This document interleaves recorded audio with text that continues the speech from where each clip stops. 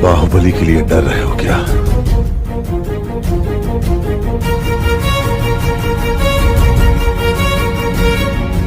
जब तक तुम मेरे साथ हो मुझे मारने वाला पैदा नहीं हुआ मामा।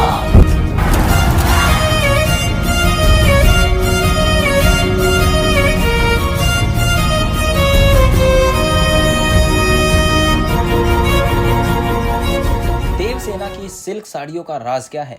फिल्म की कास्ट को अटायर कौन रेडी करता है? बाहुबली और बाहुबली 2 के बाद राजा मौली इसका तीसरा पार्ट लेकर आ रहे हैं, जिसमें ऑलमोस्ट सेम कास्ट को फिर से लिया जाएगा। अगर किसी को मालूम नहीं हो तो हम आपको बता दें कि Baahubali the beginning Indian cinema की अब तक की सबसे महंगी फिल्म थी। जब से फिल्म रिलीज हुई थी तब से इसका मेकिंग बजट 180 करोड़ था और इसने 586 करोड़ का बॉक्स ऑफिस कलेक्शन किया और highest grossing film of the world wide movie कहलाई गई थी।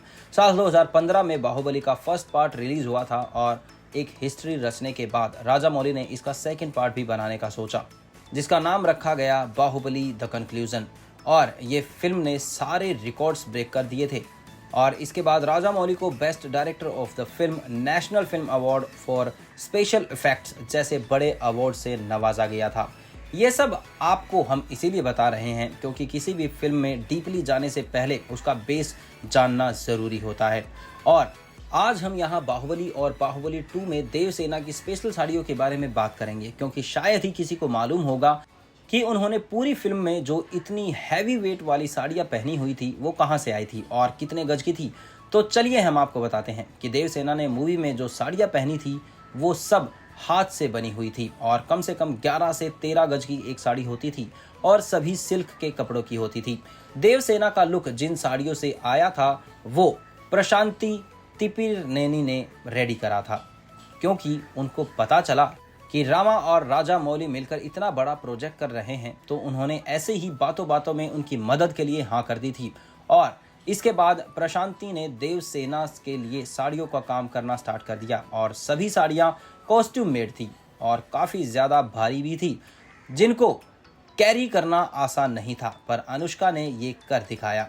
आप यकीन नहीं करेंगे, बल्कि अनुष्का, प्रशांति और बाकी प्रोडक्शन हाउस वाले माहिष्मती में सच में गए और वहाँ के लोगों से काम की बारीकियाँ सीखी, क्योंकि माहिष्मती में लोग आज भी अपने हाथ से बनी हुई साड़ियाँ पहनते हैं और इस चीज़ से राजा मौली की टीम की काफ़ी मदद भी हुई और देवसेना के लिए तैयार की गई सभी साड़ियाँ बनारसी सिल्क में, जिससे अनुष्का एकदम एलिगेंट लुक में नजर आई थी। और अब जब बाहुबली 3 की बातें चल रही हैं तो हो सकता है कि प्रशांति जो कॉस्ट्यूम डिज़ाइनर है वो फिर से अनुष्का और बाकी फीमेल्स के लिए साड़ियों का अच्छा खासा कलेक्शन लेकर आएंगे। अब जब महारानी तैयार है तो बाकी सभी लोग पीछे कैसे रह सकते हैं। हम बात करते हैं बाहुबली और बाहुबली 2 के मेल कॉस्ट्यूम को लेकर, क्योंकि जहां देवसेना और शिवगामिनी की इतनी हैवी और हैंडमेड सिल्क साड़ियां पहनी थी, वहीं प्रभास और बाकी फेमस कलाकारों के लिए भी कपड़े रेडी करना कोई आसान टास्क नहीं था और इसीलिए राजा मौली ने अपनी वाइफ रामा राजाराव को प्रशांति के साथ मिलकर ड्रेस रेडी करने को कहा। इसका मेन रीज़न था कि रामा को अपने हस्बैंड राजा मौली का टेस्ट पता था और प्रशांति एक काफ़ी टैलेंटेड डिज़ाइनर है और इनके साथ ने उस टाइम की हैवी और ऑथेंटिक ड्रेस तैयार की थी, क्योंकि राजा मौली का मानना था कि अगर ऐसी मेथोडोलॉजी फिल्म में अगर एक्शन के साथ कपड़े मैच नहीं करें तो फिल्म में काफ़ी नेगेटिव इफेक्ट आएगा और वो ऐसा चाहते नहीं थे। हम आपको बता दें कि जो उस टाइम पर कपड़ों के साथ एक और बॉडी रेडी की जाती थी जो आर्मर धातु से बनाई जाती थी, लेकिन प्रशांति और रामा ने अपना दिमाग लगाया और उसी बॉडी के चमड़े में बनाकर उस पर धातु की पेंटिंग कर दी थी। और अब बाहुबली 3 में भी रामा और प्रशांति की जोड़ी फिर से कमाल करेगी और हमें फिर ऑथेंटिक चीज़ें देखने को मिलेंगी।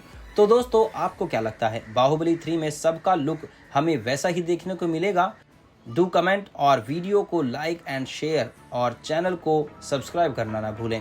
Press the bell icon now. धन्यवाद।